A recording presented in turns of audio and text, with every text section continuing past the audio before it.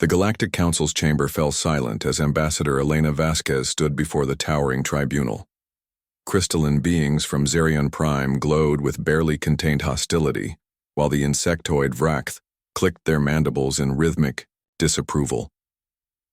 The ethereal luminals floated in their containment fields, their forms shifting between dimensions as they deliberated humanity's fate. "The charges are clear," intoned High Arbiter Zex-9, his voice reverberating through translation. "Matrices, humanity has violated 17 galactic peace accords, engaged in unauthorized terraforming, and demonstrated concerning aggressive tendencies. Before we determine your species' future in this galaxy, we demand complete access to your historical archives." Elena's jaw tightened. She had expected this moment ever since humanity's first contact 3 years ago. The Council's pattern was well documented. They would study a species' history, identify their potential for violence, and either grant limited membership or impose strict containment protocols.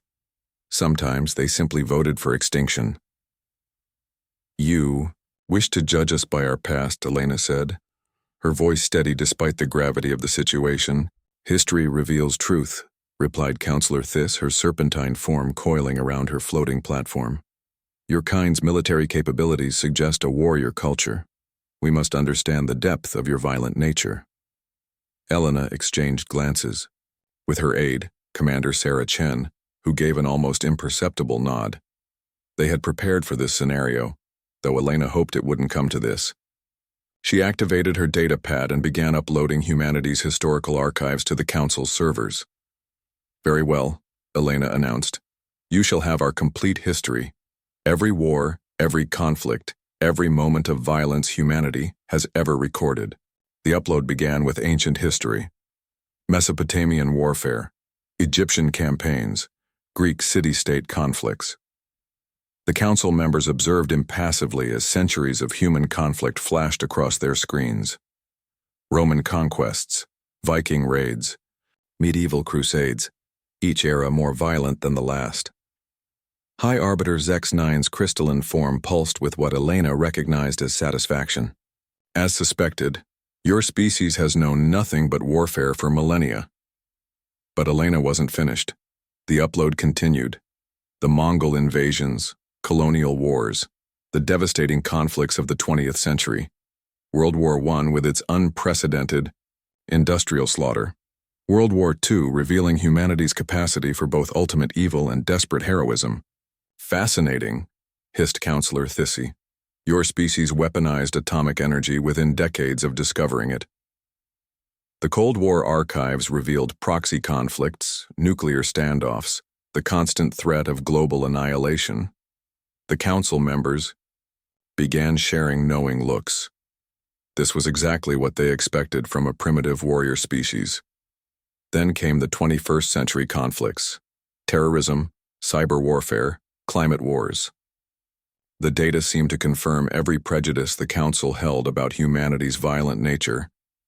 "Enough," declared High Arbiter Zex-9. "We have seen sufficient evidence. Your species—" "The upload isn't complete," Elena interrupted firmly. "You demanded our complete history. You're only seeing the first archive." Confusion rippled through the Council chambers. "First archive?" inquired Counselor Thys. "Our military and conflict archive," Elena explained. "But human history contains multiple archives. You've only accessed our war archive. There are others." Before the Council could object, Elena initiated the second upload. This time the screens filled with different images: ancient libraries, scholars in medieval monasteries, Renaissance artists, Enlightenment philosophers, universities rising across continents, scientific discoveries that unlocked the universe's secrets.